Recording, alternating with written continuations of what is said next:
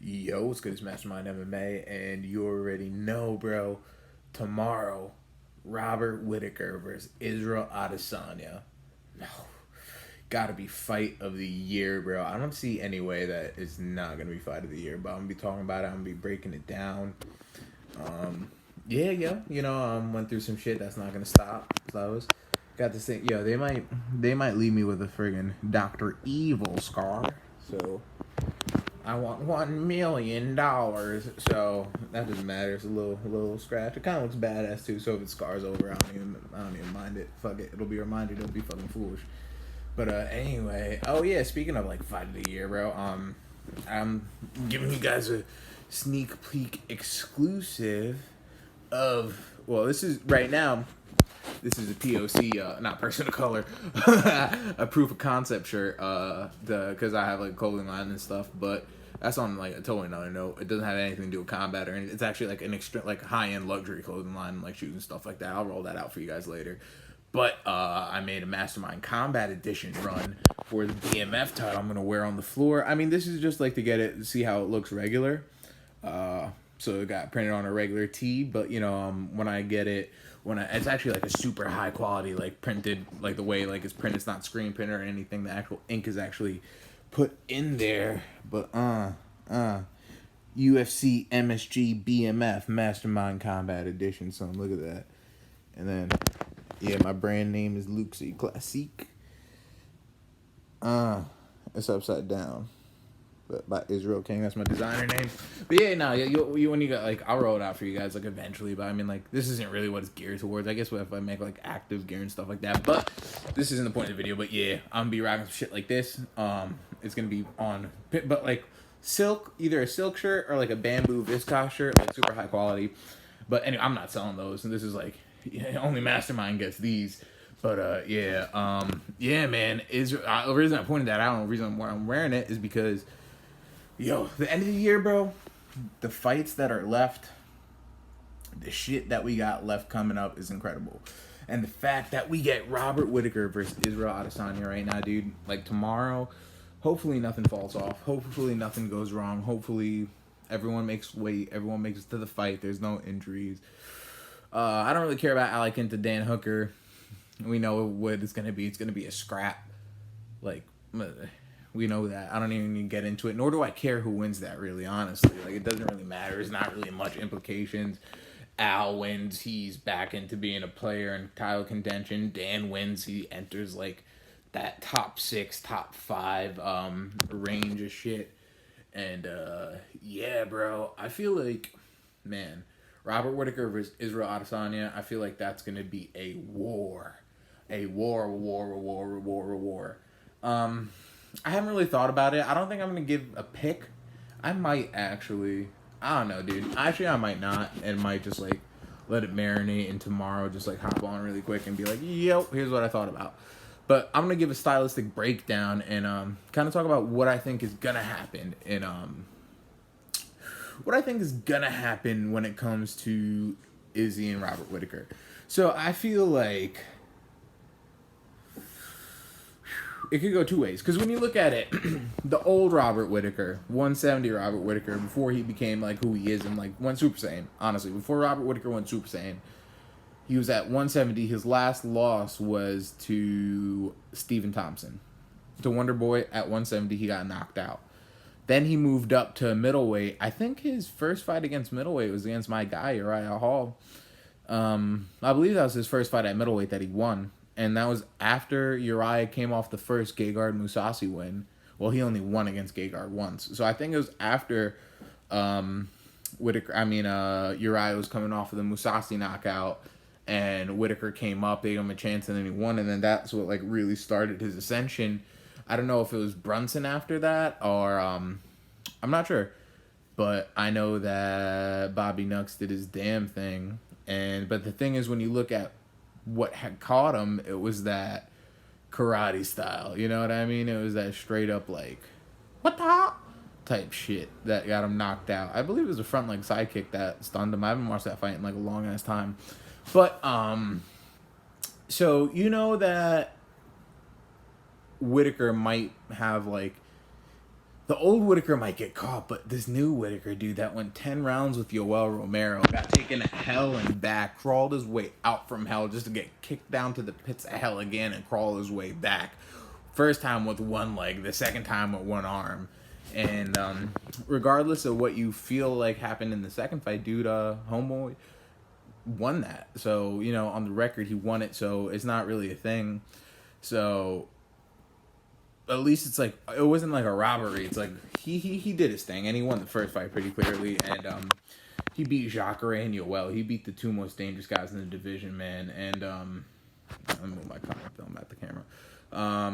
Yeah, but Izzy, dude, the way Izzy looked against Kelvin, I thought Kelvin was gonna win that fight beforehand, but the way Izzy showed his heart in the championship round, in the 5th round, that he's not gonna quit, he's not gonna let anyone take anything from him, that showed a lot. So you got Bobby Knuckles and you got Israel Adesanya that have heart to the max, have no quit in them whatsoever, and both of them are gonna push each other to the limits. Now, when it comes in, it works both ways. Like, this is the thing, I haven't let it marinate it yet to a point to where I could pick, because I feel like Robert Whittaker is kind of like a more, I don't know, dude, I'm trying to figure out how to word what I'm trying to say. I would say he's kind of like, I guess his striking, if I'm just going to, I'm going to try and just like verbalize, his striking is super well rounded. His fight IQ is high level.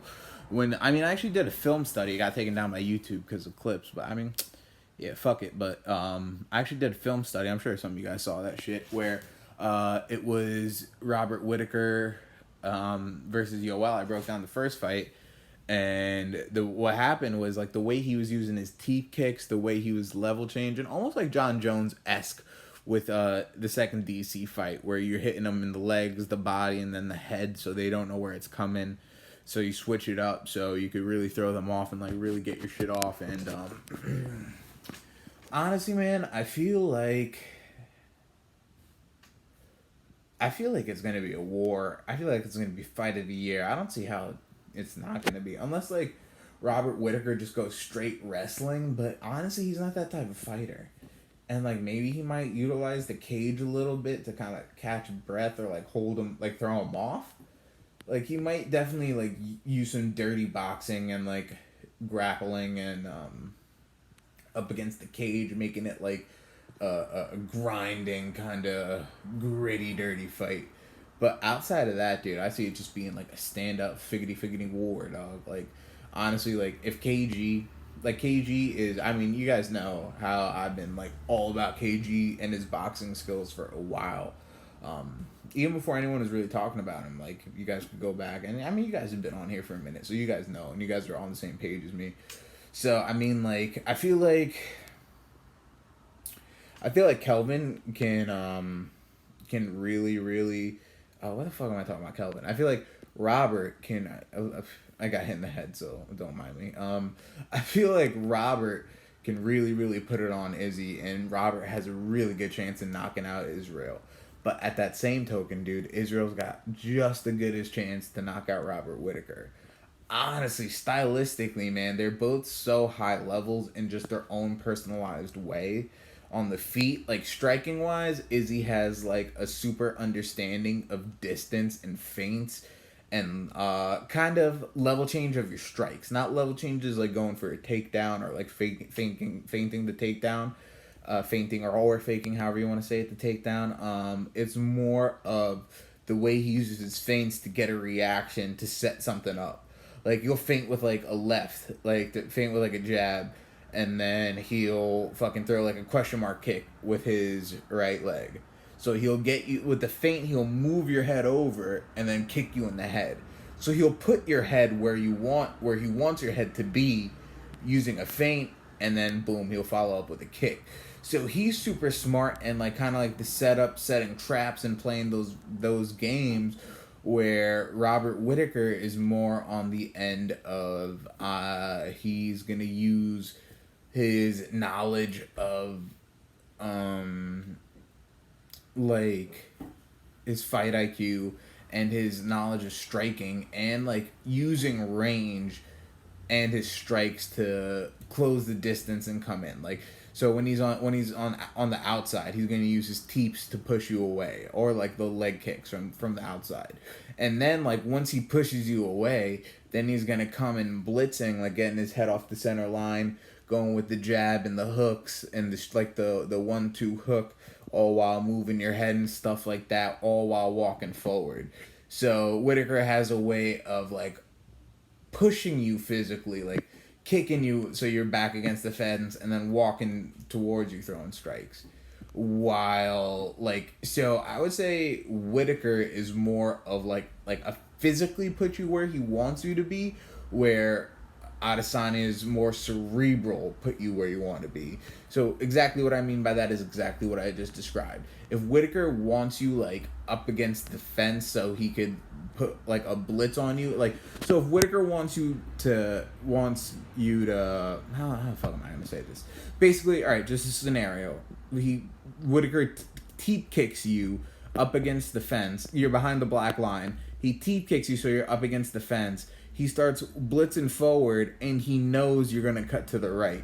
So he put you in a situation where the way he's coming, you're forced to go off to the right, and then by his teep kicks and the way, just by sheer force, he put you in that situation. Israel Adesanya is more, I'm going to make you react, put you in a make you think you're escaping something, but in reality, you're doing exactly what I want you to do.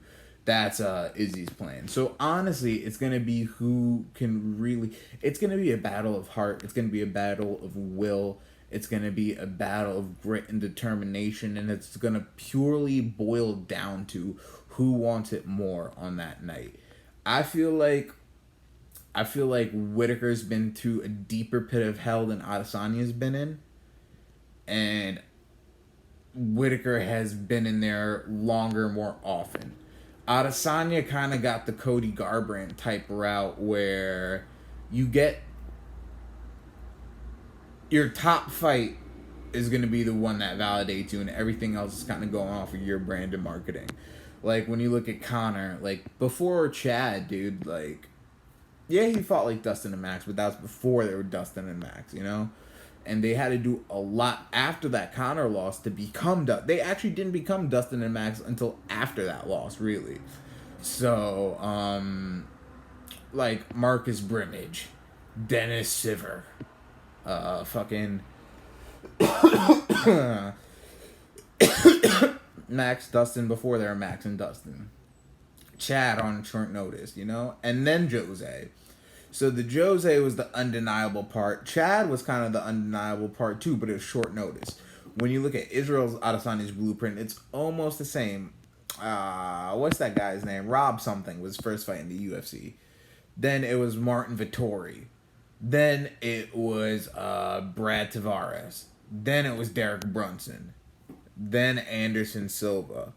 And then Kelvin Gastelum on somewhat short notice. After Kelvin went back-to-back camps. Not making excuses, but it's just like what the truth is. So you see where the validation takes place at the last step in the blueprint. But the fact of the matter is the rise up wasn't that telling. It was more showcasing. It wasn't putting you through the fire. It was more to showcase your skills and your brand and build your brand and market you more and get you more in the fans' face, get you more media, and get you more familiar with what you need to do and like who, like just your skill set and like everything. You know what I mean? Personality wise, get your name out there, try to make you more of a household name.